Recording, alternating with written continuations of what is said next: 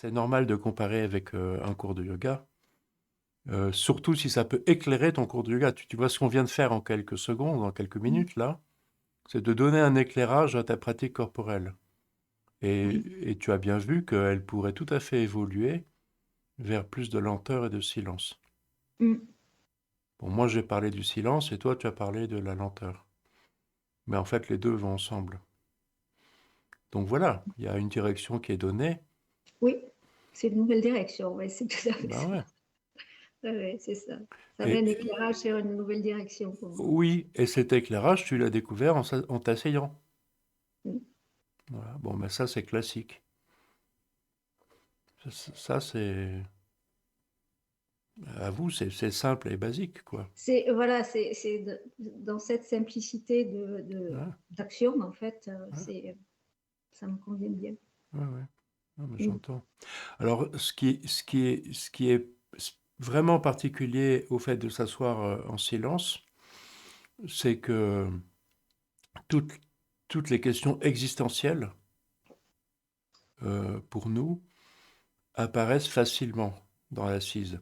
Dans une pratique corporelle, tu vois, pour continuer la comparaison, dans une pratique corporelle, on est occupé à faire, à s'assouplir, à se renforcer, etc. Et donc, on développe des stratégies, des sadhanas, euh, pour, euh, pour faire ça. Et tout à coup, on enlève ça dans l'assise. On enlève ses buts. Alors apparaît des questions existentielles qui sont liées à nos pensées. Mm. Donc il y a une occasion d'entrer en relation avec ce qui me constitue, c'est-à-dire ce qui est pensé. Et ce qui est pensé, bah, c'est toujours existentiel. Mm. Et donc les grands thèmes de nos existences, ouais, pour rigoler, j'aime bien parler de amour, gloire et beauté, tu sais. Donc Oui. il y a toutes les questions liées au désir, à la sexualité, à la famille, etc. Tu vois, de toute la grande sphère de la sexualité, quoi. Et puis il y a toute la grande sphère de ma place dans la société, gloire. Et beauté, c'est la question de la mort, de la santé, de la maladie et de la mort.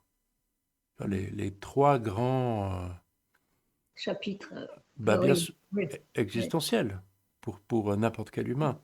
Et toutes nos pensées sont liées à ça. Même si ma pratique est encombrée, comme on pourrait dire, comme on dirait certainement, par la liste des courses ou les impôts à payer, en laissant le truc se développer, tout de suite derrière, tu as des questions existentielles. Mais en même temps, tu vois, moi, je sens bien que en prenant ce chemin-là, comme on parlait la semaine dernière, euh, le chemin du retour vers la racine est, est plus facile, Mm, c'est sûr.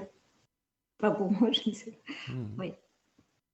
Enfin, je sens quand même quelque chose de cet ordre-là qui, Il y avait un paradoxe la semaine dernière, hein, tu te rappelles? oui, Il y a que euh, permettre de conscientiser ce qui se passe à la racine de nos actes. Bon, c'est bien, c'est intéressant, mais la racine de nos actes est tellement complexe que de toute façon, ce sera jamais possible de conscientiser les racines, surtout que je m'alimente moi-même continuellement en mémoire.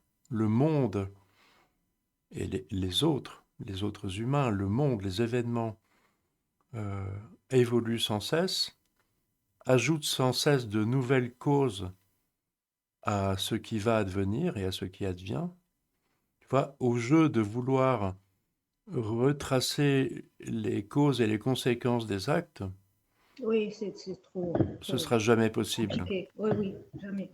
D'où cette stratégie tout à fait particulière à l'enseignement de yoga, qui est de couper court à ce bazar et de placer à la racine de notre pensée, c'est-à-dire à la racine de notre relation au monde, à la racine de notre lecture, de notre entente du monde, quelques pépites sous forme de mots et qui soient liées à des choses vues et entendues et intégrées afin de changer la donne.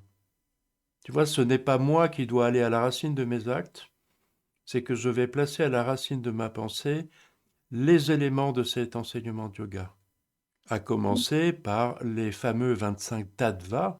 Tattvas, c'est des éléments.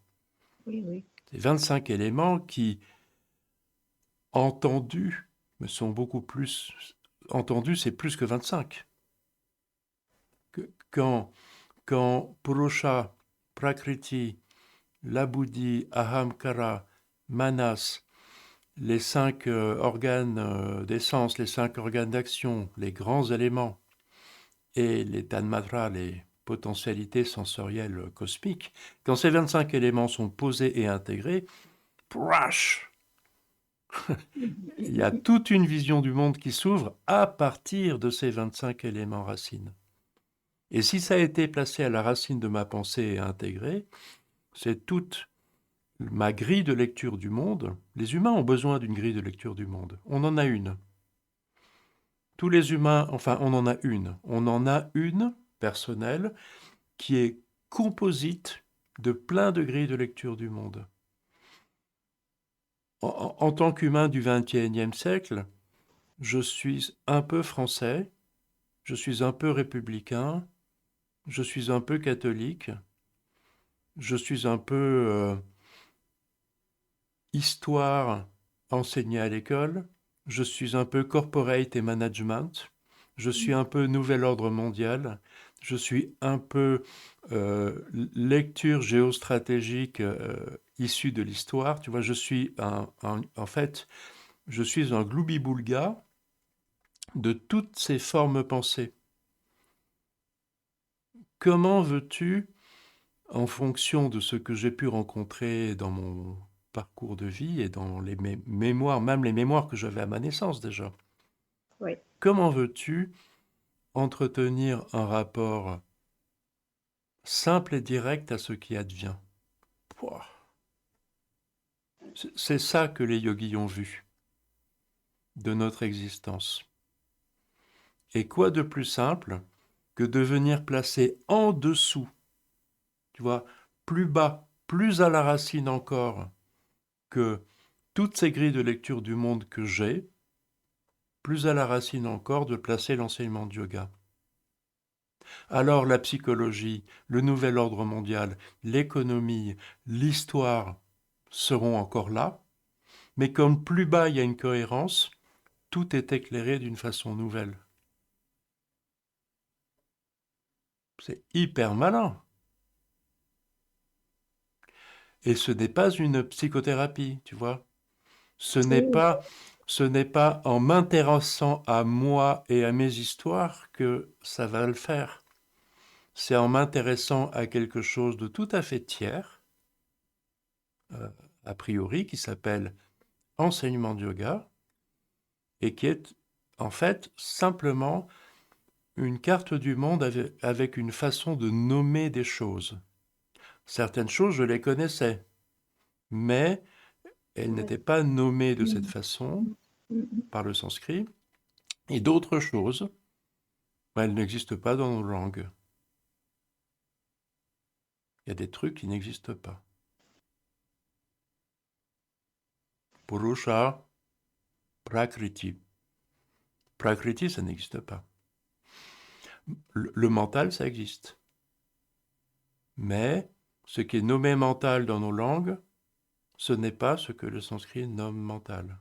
Alors il est question de placer ces éléments racines à la racine de ma pensée, et évidemment de voir la chose du monde qui est nommée comme ça. Oui, Et c'est quand la chose du monde qui est nommée comme ça sera vue et revue dans une pratique que l'intégration va se faire. pour ce qui est du mental. Et pour ce qui est de toutes ces choses qui, intriquées en elles, waf, ouvrent une vision du monde. Et dans cette vision du monde, il y a toutes mes visions du monde que j'avais avant, et elles changent de couleur. C'est-à-dire que si j'étais possédé par les théories du management, tu vois, de par peut-être une profession, je croyais que le monde était théorie du management et qu'il fallait que tous mes actes soient conformes à la théorie du management. Eh bien, ayant placé plus bas vraiment à la racine, tu vois, il ne s'agit pas du haut, là, il s'agit du bas pour une fois. Oui, oui. Ayant placé à la racine de Mhm. mes pensées une autre carte du monde, eh bien, la théorie du management, si je suis manager, va continuer à exister, mais elle n'aura plus du tout la même Le même place. sens. Ouais. Oui, exactement. Mhm. Je comprends. Et tu vois, ce qui est intéressant, c'est que ce que je te décris, c'est à la fois complètement radical puisqu'il s'agit de nos racines. Le mot radical du français, ça veut dire racine. C'est hyper radical, mais c'est pas si radical que ça. En fait, c'est très souple.